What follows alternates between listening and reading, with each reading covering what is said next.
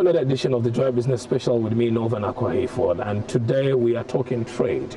And of course, when you hear trade, it's how countries are able to move their products or commodities, the non-traditional ones to be more precise, move it to other countries, and then how we also allow theirs to come into our side of the world. But then one of the biggest issues has been tariffs, the free movement of goods on our side of the continent. But remember, there is hope, which is the African Continental Free Trade Area Agreement, which we are hoping that 1st July it will kick in. The Secretariat is right here with us in Ghana. But how are we taking advantage? But let me tell you that today I am privileged to be speaking to a woman who is the acting executive director for the International Trade Center in Geneva. Well, thank you very much, Madam Tembo, for joining us on the Joy Business Special. And you are the one presiding over, if I want to say, the international trade, because from where you sit, International Trade Center at Geneva. When we talk of trade, first of all, let's pick it from Africa. How is it like trade in Africa? Would you say it is okay, or we could do more? Well, thank you very much for having me, first and foremost. Specific to your question, Africa can definitely do more. And I think the recent developments are one that are going in that direction. In particular, I make reference to the agreement to move forward with the African Continental Free Trade Area. I think it's a great opportunity that Africa should be embracing and trying to ensure that they move forward with the implementation and realize the full benefits from it. I mean, not all countries have signed anyway, but the majority have signed onto the agreement. And some have said that there's still some few things that we need to look at. But this agreement had been necessitated because of how Africans have felt. You think that among ourselves is going to help in any growth for us? Absolutely, but it much depends on what Africa does in terms of advancing the implementation of the agreement itself. To me, it has to be all about value addition and moving towards the industrialization objective that the continent has for itself. There has to be substantial transformation for it to be meaningful and be able to ensure that the benefits that come out of these arrangements are ones that are inclusive and bring everybody into the realm of, being in a place where they see that there is actual benefits coming in terms of income generation, in terms of job creation for all, because that's what really this is about. A continent that, barely finds it difficult to even raise enough revenues to take care of its needs, let me put it that way. Value addition means that you must think of setting up factories. And some have said that even the funding for such projects doesn't exist among ourselves. So we're kind of always comfortable to deal with the Chinas, with the US, the France, the UKs, and these big boys. I think it will also depend on what Africa wants to do in very concrete terms, in terms of the strategy that is adopted to actually implement the agreement itself. And the other thing for me is trade and investment are tied. It's what type of investment you really want to come through for Africa that is going to progress you in a direction where you're actually able to put in place industries that enable you to create jobs for the people. And this is where, governments, private sector, and everybody have to come together and work as partners to make this happen. Does it mean that we should cut ties in trading with, let's say, China, the UK, Germany, or what? Absolutely not. That's not what trade is about. It has to be trade amongst ourselves, but trade that adds value to make us go to an even higher level for us to be able to export to the world. That's what this should be about. At the same time, we should be able to attract investment to come and set up here in Africa, to be able to actually boost us even more, to be able to trade with different countries around the world. But I'm taking the Ghanaian case as an example. I mean, we have one district, one factory. One of the major policies of President Nana Akufo-Addo. Some have said, good policy, but its implementation, if you have to say you're seeking investment from outside to set up these factories, you cannot resolve the perennial depreciation of your currency. It makes nonsense of what you want to achieve in that area. How can we go about this that we will not be hurt in other areas? Well, one has to look at this in the totality of what government is going to do. I think setting up the industry per district is, to me, a good intent. How it's implemented is something else that has to be looked into by government, and I think you still have to look at different sources of resources. I don't think it's something that happens overnight. It is something that government has to work towards progressively in terms of achieving. And I think what Ghana has done to this point is starting with ensuring that they're working on ensuring that they're putting the right policies in place to facilitate trade to take place. They're putting in place the right policies to facilitate investment. With all this, coming together over time, you certainly would see the results in terms of the quality of the investment that actually comes through to be able to support that vision. Competition in the trade field. Some have said that there's a lot of unhealthy competition going on. In Ghana today, you have the Ghana Trade Commission dealing with some of these issues in our parts of the world. From where you sit, how can we ensure that we can have competition in the trade area that will be healthy at the same time, especially when you deal with the big boys? I keep saying the big boys because China flexes muscles and they're huge. They can crush a country like Ghana when it comes to trade. I think here the issue that will really matter is having a very good understanding where your potential and comparative advantage lies. I think you cannot be competitive in everything. So you have to have a clear understanding, and this is where organizations such as ours will help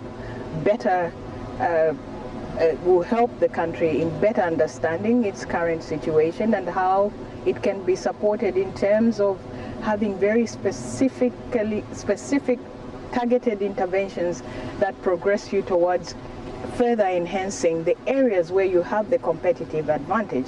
I think part of the problem that I have seen within Africa, being somebody that comes from the continent, is that, and having participated in some of the regional negotiations, we go to the table and we are asking for everything. We want to compete in everything, even in areas where we are not capable of competing. So establish where the priorities can be for a particular country, ensure that you address all the issues related to the value chain development, the product development, and able to link it to the market. If anything, I think there are very specific niches that many African countries do have within Africa and beyond. They can be able to export. It's not just because we want to insist on our rights and say, we have the raw materials, you want to come and take it, you want us to trade with it. We think that, no, everything must happen here. Yeah, why would you want to say that? I mean, clearly we want everything. We should rather look at our competitive advantage. That's correct. But sometimes we feel that the end-to-end should happen in our part of the world. And that's precisely the point I was making earlier on, that it's all about value addition. So if an investor is coming, they are setting up here to add value so that you are up the chain and you are able to get better prices for the products. I see. What sort of interventions are available at your end for countries that may need your expertise to help them, better position themselves on the world stage when it comes to trading?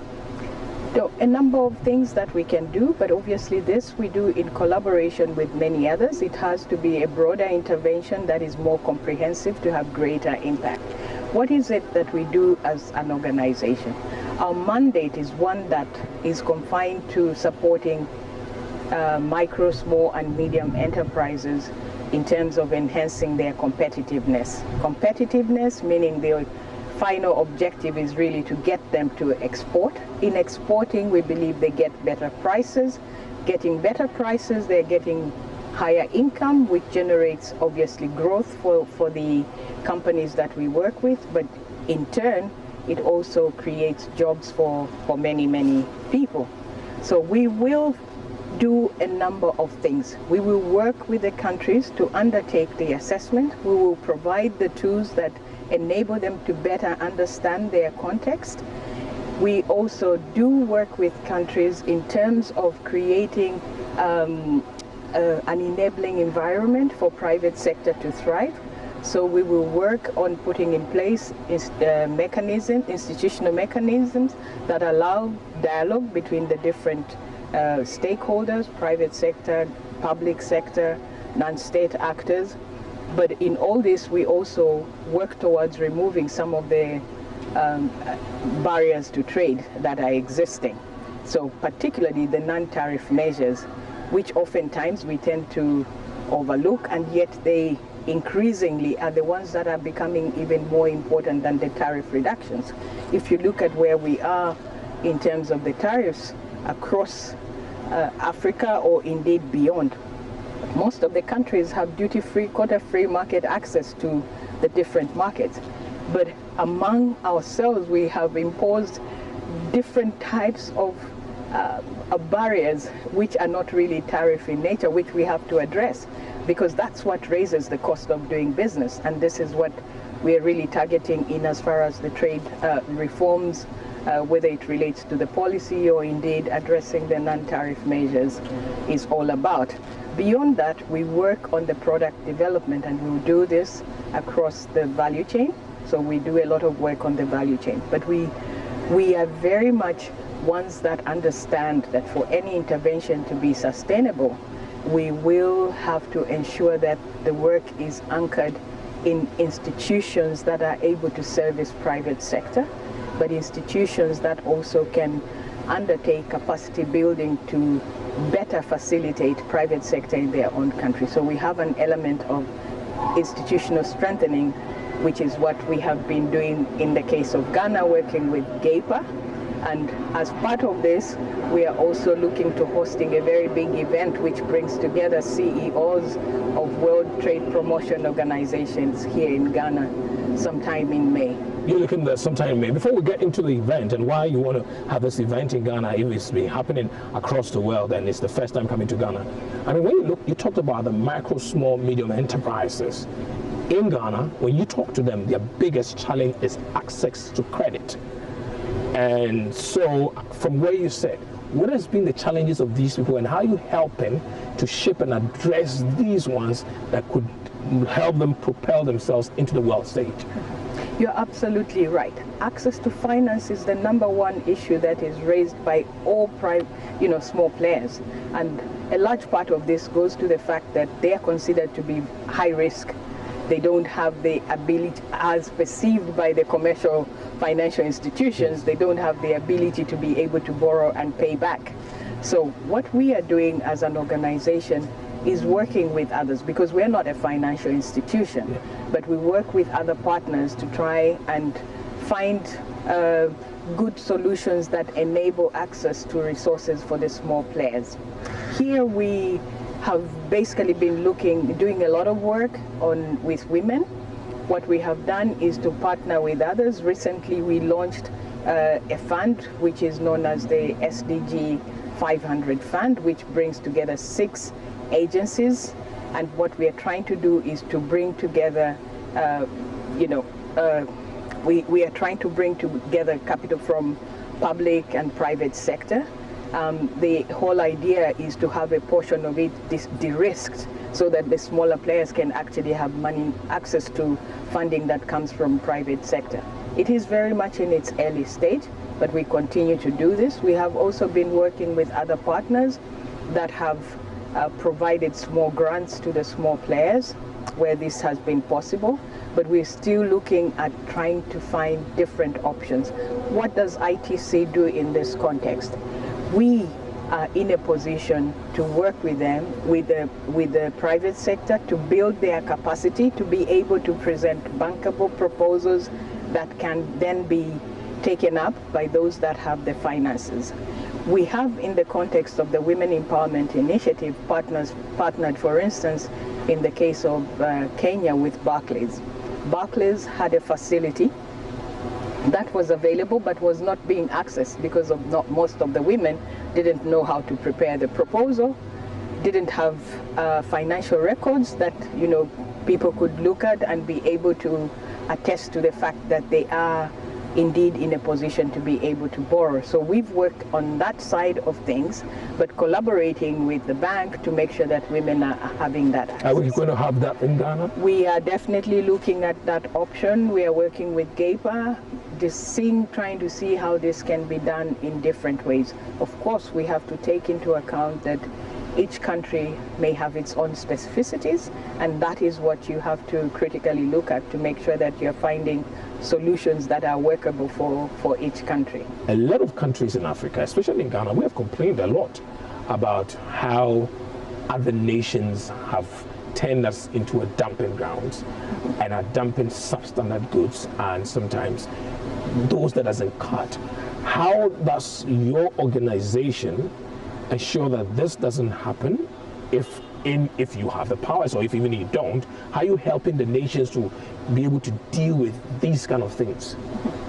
This is an area that falls outside our mandate, but if I'm to comment on it, I mean, Ghana, like many countries, are very much part of different types of trading arrangements. And within these arrangements, there's always a provision for anti-dumping measures that can be imposed. What is important is that you build the capacity to be able to prove that the countries are actually dumping. I mean, for substandard products, I think you have different processes that will attest to the quality of a product. It's not so much the same, a substandard product and the product that's being dumped are perhaps two different types of issues which need to be approached differently. But the point is, for each of these, you do have mechanisms in place at the country level that can actually address these particular aspects. For anti-dumping measures, once you have proven, you can then impose countervailing measures, which could be in the form of higher tariffs being imposed, or whatever measures would be appropriate for that particular case. So they are measures. I think the way I have seen it is sometimes there are a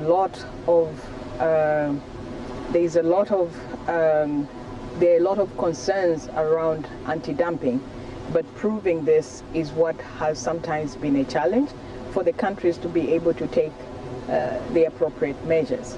How is the organization helping nations like Ghana, position itself very well to earn more in terms of exporting its commodities or products from outside of the world? Now, this is the conversation I've been having the last 2 weeks. I think it's very clear to me how government wants to position itself within the context of the Continental Free Trade Area. And what they have asked us to do is to work with them to better understand what the state of play is likely to be for Ghana in the context of the Continental Free Trade Area. So doing additional analysis and trying to focus on very specific sectors where Ghana would definitely have the advantage of taking the country to the next level for them to be able to benefit is something that we would definitely do. But of course, alongside this, we will continue to do the work with the institutions to make them stronger, to be in a better position to work with private sector. We also started a piece of work relating to non-tariff measures, which is also looking at measures that are internal or of a domestic nature, but also looking at measures that go beyond the borders and how these can be addressed to enable Ghana to better benefit from the FTA once it's operationalized. Because as you know, the operationalization comes in July. Yes. But this is the phase where countries are negotiating. For me, it's equally important that countries understand their context, which we can do as an organization in terms of providing the analysis in that direction, because this is how it will help them position themselves in terms of the negotiations. The negotiations are by and large about tariffs, but even more importantly are the other provisions that the agreement has. It's important that the rules of origin are ones that serve to support Africa's industrial aspirations. There's no point in being very protectionist when your ultimate objective is to try and ensure that you are collectively building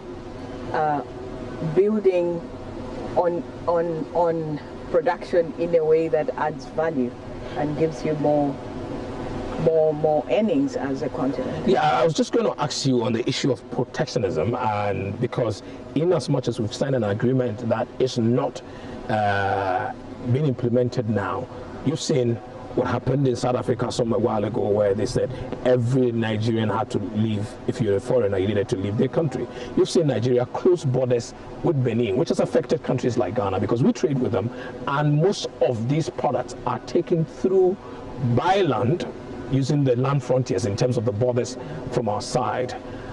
I'm asking myself, will we really be able to implement continental free trade agreement area if countries like South Africa, Nigeria, and the rest will flex their muscles this way?